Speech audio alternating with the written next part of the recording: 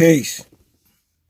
So, in the Moorish Holy Quran of the Moorish Science Temple of America, there's a particular quote that states, "Be not puffed up in thy own conceit."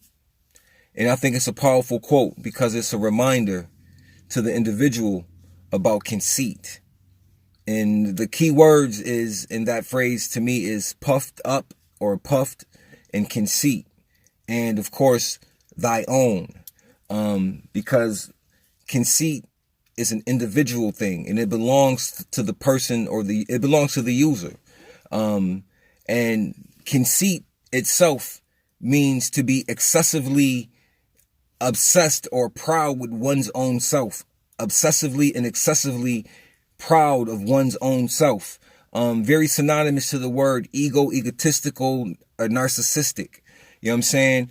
And we have to be careful about our own conceit. You know what I'm saying? Because the conceit that you may exhibit or that you may live in can be very harmful and, detrimental to your own self. Those who live in conceit may not know it. You understand what I'm saying? Because again, they are living in a narcissistic view, a pattern of excessive, compulsive, like for their own self. Everything else is excluded. You know what I'm saying? The only thing that's inclusionary is what they desire for their own selves, and they will get that at any means and by any means. You understand what I'm saying? So conceit can cause destruction for those who are the receivers of it, because they might not even know that they are being or receiving a type of energy coming from that pattern of conceit. Why? Because they may not understand the other person and the other person's intentions, because intentions are, everything. You know what I'm saying? But when you think about it, you have to be careful with the conceit or with the person who's exhibiting this particular high form of self, infatuation. Because again, the results in anything that they do, the outcome is specifically for their self. And the manipulation that will be utilized in order to achieve it can be utilized in great vast amounts. You understand what I mean? So the person who is living in conceit can never, ever accept or do anything wrong. They can never be wrong. They can never be the cause of any problem, because the obsessive, compulsion that they have for themselves won't allow them to be receiving of the ability to have criticism put on them, or the ability to be wrong and to have to say I'm sorry. A person who's living in conceit can never do that, because everything that's happening to the person living in conceit is a manifestation of everything outside of them. Everybody else is the problem. See, and that's the big issue with being puffed up in thy own conceit, because when you're puffed up in your own conceit, with your own conceit, you are not giving yourself the opportunity to develop and grow and to unfold into, a great human being with full potential and unlimited possibilities, because you are living in your own reality called ego. And the ego, it may seem to be comfortable to the person and they may be living in it fine. But the reality is that they are stagnating themselves at a tremendous pace by living in the ego, because the ego is a false self.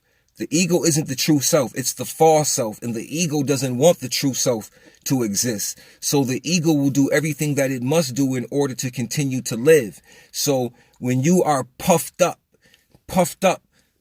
means to be swollen. You're thinking, you have what we call a big head. You're swollen in your own desires. You're swollen in your own love for your own self, specifically your infatuation specifically to you.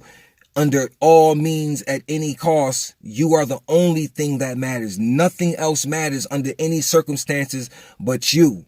And your desires is what counts, and how to get those by any means necessary is the aim of the person who is living in conceit. They put themselves in the front of everybody else. It's like the person who's at the back of the line a person who walks in a store or something and there's a long, long line. You know what I'm saying? The narcissistic person would never go to the back of the line. They would somehow go to the front of the line and make a scene or something, or cause something to occur where they could still end up at the front of the line. They would cause a scene and blame the scene on the people who they just cut in line. That's the way a narcissistic person works, because they're working on this thing called pride. And pride could be good from a positive perspective, or it could be good from a negative perspective. That's something that you have to examine for yourself. But you know, I have pride in my people. I have pride in my daughters and my children. I'm proud of them. And then there's that other pride. The pride that won't allow me to allow somebody to communicate with me because I know everything. You know what I'm saying? I'm too proud to allow you to teach me something. See, that type of pride can be destructive, and that type of pride comes from the person who is puffed up in their own conceit. So let us examine our own selves. Also, let us examine how we may be affecting others with our conceit, and how others will let you know that your puffed up egotistical actions are affecting them.